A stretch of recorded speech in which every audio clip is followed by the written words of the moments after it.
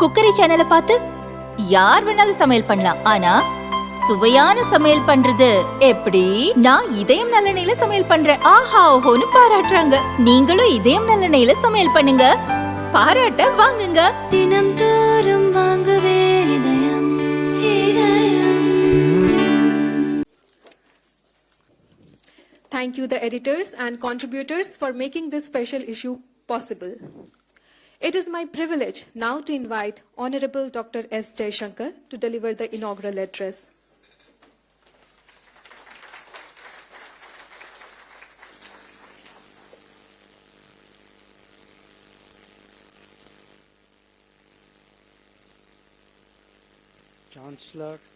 Chancellor Ambassador Kamal Sibal, Vice Chancellor Professor Santishri Dhulipudi Pandit, Dean SIS Professor Amitabh Mattu, President Chintan Research Foundation Sri Shishir Priyadarshi, Excellencies, teachers, including my teachers, friends, students, colleagues. It's a great pleasure for me to join you all as we celebrate the School of International Studies turning 70 and holding the first Aravali Summit. In the course of introducing that, mention was made of the Parsati Rock. G. Parsati was, of course, the founding Vice Chancellor of this university. And I must share with you the privilege of being his special assistant when he was the de facto foreign minister, which proves that JNU knows how to look after its own. Now, I myself entered the roles of SIS in its 20th year. And so for me, this is a personal milestone of 50 years of association, 52 if I also count my MA courses which I did while studying in the School of Social Sciences. Now, I had the advantage, and thank you Amitabh, for reading his piece about the institutional journey in the issue of the international studies that we just released. And I reflected on the good fortune of having the opportunity to interact with some of the founding stalwarts of the SIS. It was, however, the next generation that really taught me when I was doing my MA at SSS and then MPhil and PhD at the SIS. So let me genuflect to them all today on this occasion, and some of my teachers are present here. So, and also let me express my fond sentiments for the cohort of fellow students with whom, as is typical in JNU, I am still very much in touch. Now, my generation was witness to the physical shift of SIS from Feroja Road to the old JNU campus before it came here. And as many of you would know, the school was associated from the beginning with the Ministry of External Affairs and with the Indian Council of World Affairs, two institutions that I obviously know well in my professional life. Being in the same domain, it is also natural that I'm familiar, maybe more than familiar, with many generations of scholars and academics of SIS. In ministry and embassies abroad, we would renew our acquaintance regularly and exchange notes and views. So today, I speak to you not just as the foreign minister or even as an alumnus, but as someone with a deep and abiding connection to the School of International Studies. As I do, the thought crosses my mind whether studying international relations has actually helped me to practice it more adeptly. Now, certainly a PhD and MPhil that were on the impact of nuclear technology on diplomacy provided a foundation for some professional responsibilities. Early in the Ministry of External Affairs, I dealt with the issue of Tarapur fuel supply, and then in the fashioning of the first export control regime that we finalized in 1984. Thereafter, that foundation was useful when we negotiated the nuclear deal with the United States 2 decades later and engaged with the Nuclear Suppliers Group. A very different dimension were the SIS courses that I undertook on Chinese and Soviet politics, which certainly made it so much easier to function when I worked in those societies. Looking back, perhaps the schooling in SIS also helped shape many other traits, including the inclination to engage and utilize the academic community and its platforms. And perhaps in a way I could blame my books on all of you. Now, the SIS started at a stage of our history when we began re-engaging the world after our independence. Since then, it has analyzed and interpreted global events while nation building advanced. A large portion of this period was when India confronted significant problems and adverse circumstances.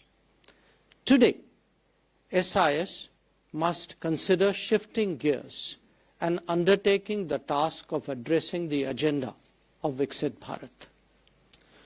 Now, this is no simple matter because it appears that it is India's destiny that its rise take place in an exceptionally turbulent era. When I look back at my research on the evolution of a global order in the aftermath of a world war, it seems almost glacial in comparison to the mega changes that we are witnessing today. Consider the global landscape now and let us reflect on the intensity of the transformation and its implications. A third of global manufacturing has moved to a single geography, with attendant consequences for supply chains. There is rising anti-globalization sentiment in many societies. Trade calculations are being overturned by tariff volatility. The global energy scenario has changed profoundly, with the US becoming a major fossil fuel exporter and China a key renewable one. There are competing models on the harnessing of data and the evolution of artificial intelligence which jostle with each other. Big tech has become a significant player in itself. New routes of connectivity are emerging, some of them with a strategic purpose. The mobility debate seeks to reconcile skills, demand, and social reactions to them. The application of sanctions, the seizure of assets, the advent of crypto, they have all today changed the face of global finance. Competition for rare earths and critical minerals has become visceral, even as technology controls have further tightened. The quality of weaponry and the nature of war itself has been transformed, making it more standoff, more impactful, and definitely more risk-prone. Now, the strategic consequences of such deep change across a broad swath of human activity occurring in such a short time frame is surely very profound. We see an erosion in sovereignty facilitated by tech penetration and manipulation. Global rules and regimes are being revisited and at times even discarded. Cost is no longer the defining criteria for economic transactions. Ownership and security are equally so. End-to-end risks are rising, beginning with the concentration of production, moving through limited supply chains, and then to the dependence on key markets. Alliances and understandings are being reviewed and renegotiated. A belief in balance of power is being replaced with actions based on margins of power. Cumulatively, the world is witnessing more competition and less compacts. The needle has shifted towards an intersection of interests and away from the promise of cooperation. It is driven by the weaponization of everything with less inhibition to use available tools. Now, all nations face these predicaments, but while a majority of them are struggling to cope or busy defending their interests, India has to strategize, and India has to continue rising amid such volatility. Friends, the challenge for analysts and practitioners alike is to accurately read this complex and evolving landscape. Only then can we figure out how best India can calculate and respond. Now, this is by no means a defensive stance. We have to safeguard our interests and yet continuously advance up the global hierarchy. We have to de-risk our exposures and engagements and yet take risks when necessary. We have to appreciate that interdependence is both a stabilizer and at the same time a vulnerability. And the world is all about being on the positive side of that ledger. From India's perspective, three driving forces of demand, of demographics, and of data will propel its rise. While this is naturally a domestic agenda, the foreign policy implications are to weigh the pros and cons of our choices. Not just that, indeed to maximize the freedom of choice itself. Along with that, we have to create the ideas, the concepts, the terminology, the explanations, and the narratives for the journey towards 2047. This is what awaits the SIS of the future. Now, every domain has its own truisms and fundamentals. Even as we look ahead, it is essential to appreciate the lessons of the past. And few are better placed to undertake that exercise than an SIS which is entering its 8th decade. Probably the most obvious of them is the importance of realism and the significance of national capabilities. Both were underestimated in the early decades after independence, with costs and consequences that we all know well. Our goodwill towards neighbors cannot presume that they necessarily reciprocate that sentiment. The value of territory and its strategic implications must never be taken lightly. The defense of our boundaries needs the requisite infrastructure, not just declarations of intent. If nations have permanent interests, then adjusting policy to global shifts must be accepted as a necessity. These learnings have been taken into account by policy formulation in the last decade. Now, allow me, in addition, to highlight 10 particular dimensions of change that we have also seen in the same period. 1, relationships need to be continuously tended, not episodically addressed. That is why we see a more intense diplomacy and a more high-profile one within the subcontinent itself and with the Gulf, ASEAN, Central Asia, and major powers. Some bilateral visits have actually taken place after decades, after a gap of decades. 2, in our own region, we have to ourselves underwrite the infrastructure for cooperation if it is to be proofed against political volatility. This is the essence of neighborhood first policy. India has to be the go-to option in any crisis for the entire subcontinent. 3, The maritime aspects of our interests and concerns must not be underestimated. It is not just past history. It continued till the first decade of this century. That is why we now have the Sagar and the Mahasagar outlook. 4. The strategic diminishing of India as a result of the partition has to be overcome, and it has to be done by reaching out to the extended neighborhoods. This explains the Act East, the Link West, the C5+1, and the Focus Africa initiatives. 5. Even as we optimize our positioning among major powers, the constituency of the developing world should be continuously cultivated. Therefore, India proposed the Voice of the Global South summits and undertook the Vaccine Maitri initiative. 6.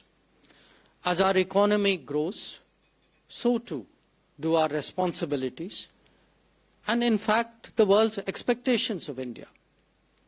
That is why we have emerged as a regular first responder and a reliable development partner with projects today in 78 nations across various continents. 7. Recognizing that we have forged strong partnerships with many nations without making any an exclusive one, our preferred method of expanding cooperation is and will be through agenda-based platforms.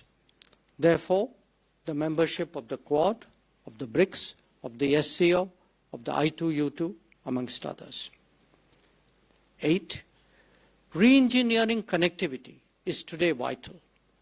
Increasing our options through engagement in multiple directions is in progress. We can see that with the IMEC, the North-South Transport Corridor, the Trilateral Highway, the polar routes, among others. 9. A nation's profile is also judged by the power of its ideas. In recent years, we have initiated the International Solar Alliance, the Coalition for Disaster Resilient Infrastructure, the Global Biofuel Alliance, the International Big Cat Alliance, etc.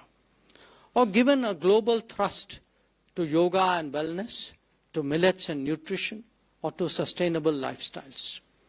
What may look ambitious today, like one sun, one world, one grid, could actually be a reality not that far away. And 10, overall, India must operate in a multipolar environment while itself preparing to emerge as a pole. That is why multi-alignment serves it well right now, and the goal of becoming a leading power is a natural one for the future. And preparations must commence now to create a global footprint, a task that probably will take 2 generations. No region is too far away anymore. No region is too far away anymore to engage for Indian diplomacy. And you can see that whether it is the Nordics or the FIPIC involving Pacific Islands, West Africa, CARICOM or CELAC. Friends, there is a strong and direct connection between the internal dynamics of any nation and its external manifestations. The concept of comprehensive national power has not only gained greater acceptance, but also serves as a key national security objective.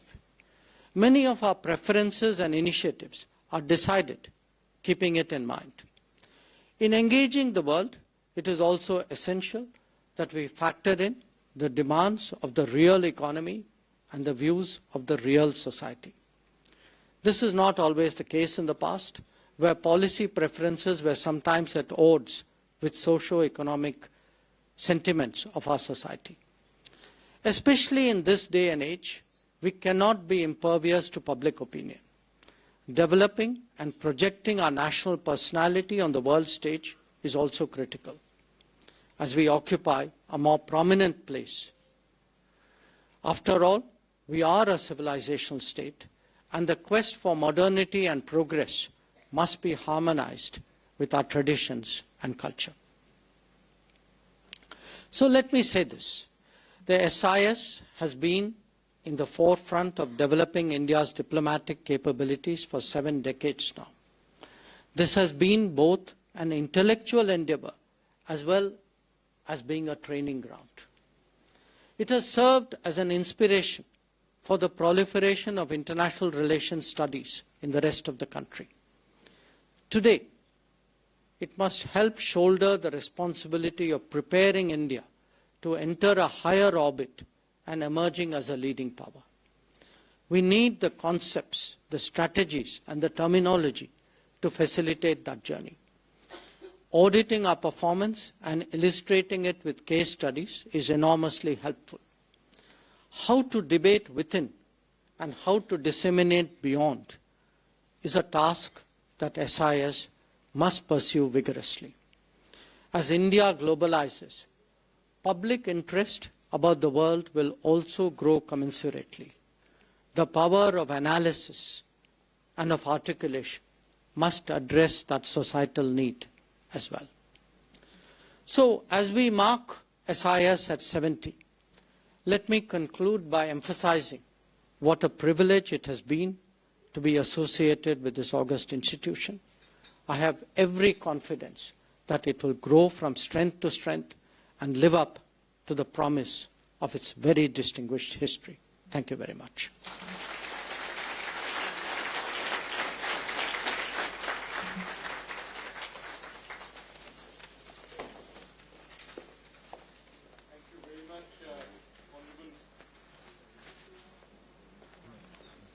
Thank you very much, Honorable Minister, for that brilliant. Thank you very much, Honorable Minister, for that brilliant, inspirational